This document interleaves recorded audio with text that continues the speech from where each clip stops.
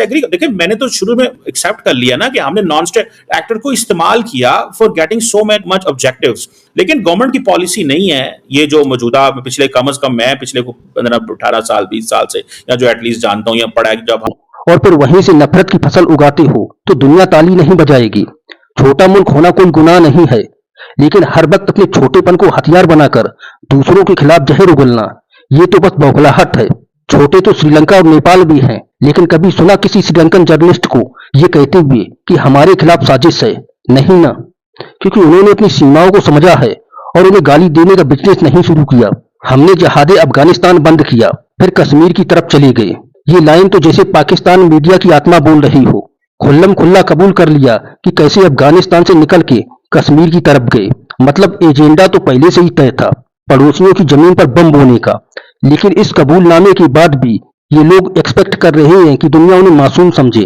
और जब ये बातें पाकिस्तान के ही एंकर ऑन कैमरा कहते हैं तो फिर किस मुंह से कहते हो कि हम तो अमन के पुजारी हैं?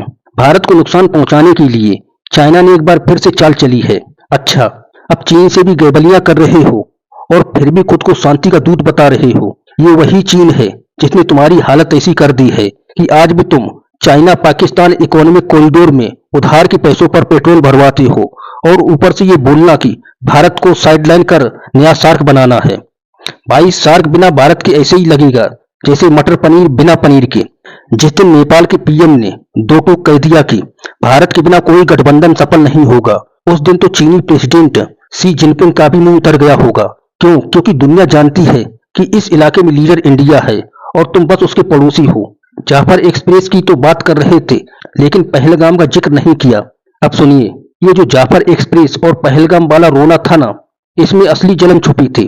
भारत ने जब कड़े तेवर दिखाए और सार्क मीटिंग से पीछे हट गया तो पता चला कि इनकी चाल उल्टी पड़ गई। ये वो मौका था जब पाकिस्तान और चीन के साथ आकर भारत को आइसोलेट करना चाहते थे, लेकिन उल्टा इनका ही आइसोलेशन हो गया।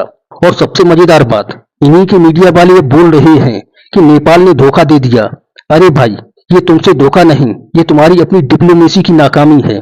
जितना मजहब का चूरन हमने बेचा, शायद ही किसी देश ने बेचा हो। ये लाइन तो जैसे किसी कन्फेशन बूथ में बैठ के दी गई हो। मजहब के नाम पर आतंक, नफरत और बंटवारे की राजनीति। पाकिस्तान की नींव में यही सब था और आज भी वही फ्यूल बना हुआ है। लेकिन फर्क सिर्फ इतना है कि आज भारत में टेक्नोलॉजी, शिक्षा और डेमोक्रेसी आगे बढ़ रही है और तुम आज भी मजहब का चूरन बेचने में लगे हो। भारत को दिखाते हैं आंखें, लेकिन ईरान अफगानिस्तान को नहीं। इससे बड़ा डबल स्टैंडर्ड क्या हो सकता है? मतलब जब चीन उंगली करता है तुम चुप रहते हो, ईरान कुछ कहे तो तमीज से पेश आते हो, लेकिन भारत जैसे ही असर्टिव होता है तो बस आग लग जाती है। क्यों? क्योंकि भारत वो मुल्क है जो तुम्हारी कमजोरियों को आईना दिखाता है और ये आईना तुम्हें पसंद नहीं आता। जब तीन मजहबों से खतरा है, चीन, पाकिस्तान और बांग्लादेश। जनरल अनिल चौहान की ये बात सुनकर पाकिस्तानी पैनलिस्टों के चेहरे पर जो बर्फीली चुप्पी छाई थी ना, उसका आनंद ही कुछ और था। पहली बार किसी इंडियन ने तीनों देशों को एक ही ब्रीथ में कहा खुल्लम खुल्ला। और सच भी है, पाकिस्तान तो हमेशा से ट्रबल मेकर था, चीन ने उसकी पीठ थपथपाई। और अब बांग्लादेश भी, जिसे 1971 में इंडिया ने आजाद करवाया था, अगर उस धारा में बह रहा है तो सवाल उठता है।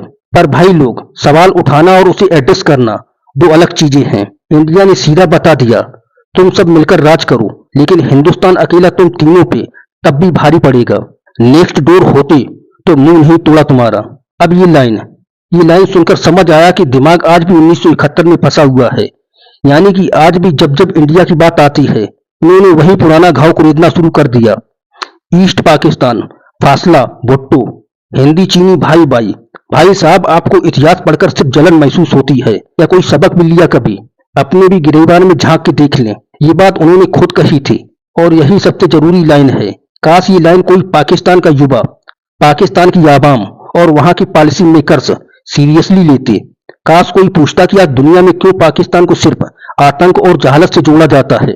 जब तक सेल्फ रिफ्लेक्शन नहीं होगा तब तक ना तुमसे कोई दोस्ती करेगा, ना कोई तुम्हारी बात सीरियसली लेगा, और इंडियन पब्लिक तो बिल्कुल भी नहीं लेगा तुम्हें सीरियसली। अगर आज इंडिया नॉन स्टेट एक्सपर्ट को सपोर्ट कर रहा है तो हम भी करते थे। अब ये तो वही बात हो गई जैसे बच्चा बोल दे मम्मी उसने पहले मारा था इसलिए मैंने भी मारा। ये मैच्योर डायलॉग नहीं है, ये तो किंडरगार्टन वाली जस्टिफिकेशन है। फिर कहते हैं कि इंडिया अफगानिस्तान में पैसा लगा रहा है। अरे हाँ, लगा रहा है, स्कूल, अस्पताल, डैम, संसद बना रहा है और तुम सिर्फ हथियार और अफीम बनाने में लगे रहो। जो सबसे बड़ी बात थी इस पूरी चर्चा में वो ये है कि खुद पाक मीडिया कुछ समझदार लोग ये मान रहे हैं कि उनकी अप्रोच प्रो पीस नहीं रही। उन्होंने खुद कबूला कि अफगानिस्तान से निकलकर कश्मीर में दखल दिया, खुद कहा कि मजहब का चूरन बेचा, खुद माना कि भारत के बिना सार का कोई भविष्य नहीं।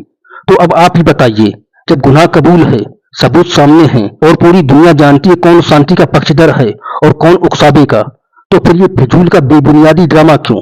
और हम इंडियंस क्या चाहते हैं? तो भाई हमको तो सिर्फ अमन चाहिए, हमें शांति चाहिए, हम कोई भी लड़ाई नहीं चाहते।